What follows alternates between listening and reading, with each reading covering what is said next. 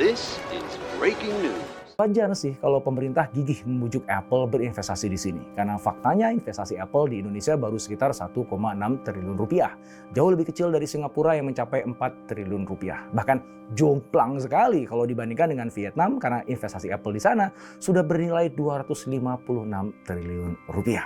Selama ini Apple memang belum berinvestasi di sektor manufaktur. Mereka hanya membuka Apple Developer Academy di Tangerang Selatan, Batam, dan Surabaya, serta berencana membuka yang keempat di Bali. Luhut Binsar Panjaitan berjanji bahwa Indonesia siap memberikan insentif yang jauh lebih menarik dibandingkan yang ditawarkan oleh Thailand atau India. Asalkan Apple mau berinvestasi lebih besar di tanah air. Pemerintah akan mempelajari dan kalau perlu mengadopsi insentif yang telah diberikan kedua negara tersebut. Terutama insentif dalam hal pembebasan pajak impor bahan baku produksi. Wajar sih kalau pemerintah gigih membujuk Apple berinvestasi di sini. Karena faktanya investasi Apple di Indonesia baru sekitar 1,6 triliun rupiah. Jauh lebih kecil dari Singapura yang mencapai 4 triliun rupiah. Bahkan jomplang sekali kalau dibandingkan dengan Vietnam karena investasi Apple di sana sudah bernilai 256 triliun rupiah. Apa sih yang membuat Vietnam lebih menarik bagi Apple? Ternyata ada beberapa faktor penyebabnya. Pertama, karena Vietnam punya tenaga-tenaga kerja dengan keahlian vokasional yang lebih memadai untuk industri manufaktur teknologi informasi.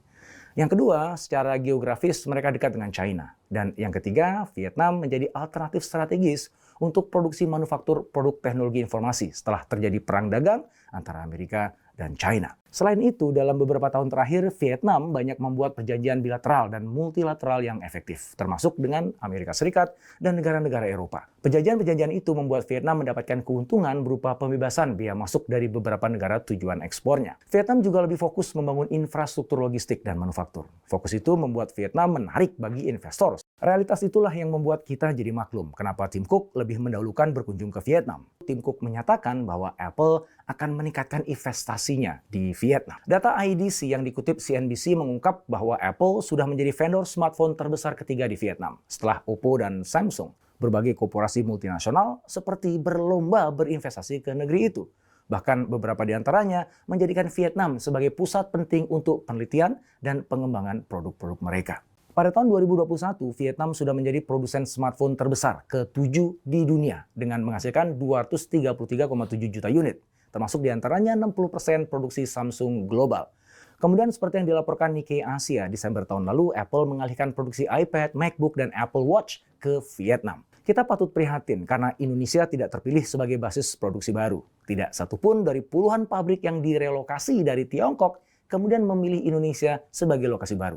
Sebagian besar memilih Vietnam atau Malaysia seperti yang dilakukan oleh Tesla. Kenapa Vietnam bisa mencapai posisi seperti itu sedangkan Indonesia enggak?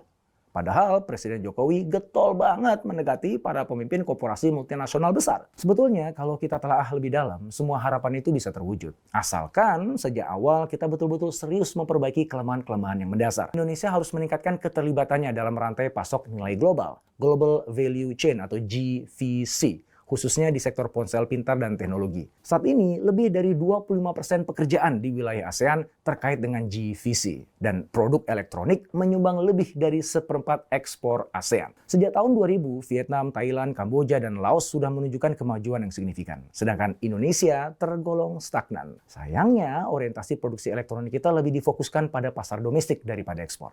Ini membuat industri komponen lokal jadi tidak berkembang dan sangat bergantung pada komponen impor. Tidak kuatnya industri komponen lokal membuat Indonesia tertinggal dalam integrasi rantai pasok global. Itu sebabnya Nailul Huda, Direktur Ekonomi Digital di Center of Economic and Law Studies, meragukan kemungkinan Apple akan membuka pabrik di Indonesia. Sebab perusahaan seperti Apple pasti mempertimbangkan banyak aspek seperti kesiapan teknologi, inovasi, dan juga sumber daya manusia. Dia menyoroti berbagai tantangan seperti ketidakpastian kebijakan yang tinggi, penegakan hukum, dan pemberantasan korupsi yang mediocre, serta produktivitas tenaga kerja yang masih rendah. OECD mencatat Indonesia berada di peringkat keempat sebagai negara dengan iklim investasi asing yang paling tertutup di dunia setelah Libya, Palestina, dan Filipina. Laporan We Are Social dan Meltwater mengungkapkan bahwa pada Januari 2024 ada 353,3 juta nomor seluler aktif. Padahal populasi negeri ini cuma 278,7 juta jiwa. Dia mengatakan tujuan utama Tim Cook ke Indonesia adalah agar produk-produk Apple bisa terpasarkan di Indonesia dengan dukungan kepastian pemerintah. Apple berusaha mengamankan pasar Indonesia dan memenuhi syarat TKDN. Ada benarnya sih yang dikatakan oleh Andri, sebab Tim Cook sendiri hanya menyatakan akan mempertimbangkan usulan untuk membangun fasilitas produksi di Indonesia. Saya tidak melihat urgensi mereka untuk berinvestasi merakit produk di sini, sebab satu pabrik di Vietnam mungkin sudah cukup untuk melayani pasar ASEAN. Ketika berbicara tentang kemajuan, kita sering optimis, mampu melangkah lebih jauh dalam kancah global. Sayangnya, langkah-langkah itu seringkali terhambat kebijakan yang tidak terencana dan inisiatif yang terputus-putus. Semangat untuk bersaing di tingkat global membara. Namun kenyataannya, kita masih terjebak dalam kebingungan akibat kurangnya kesinambungan dan fokus dalam kebijakan yang diterapkan.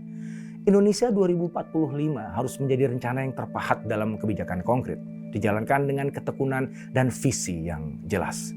Jangan sampai negeri kita hanya menjadi pasar besar. Kita harus menjadi pemain kunci dalam rantai pasok global.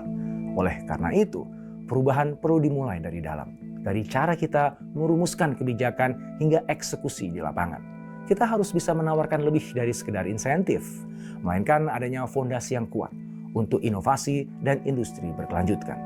Sudah saatnya Indonesia tidak lagi sekedar menjadi tempat bagi akademi developer, melainkan menjadi pusat produksi dan inovasi.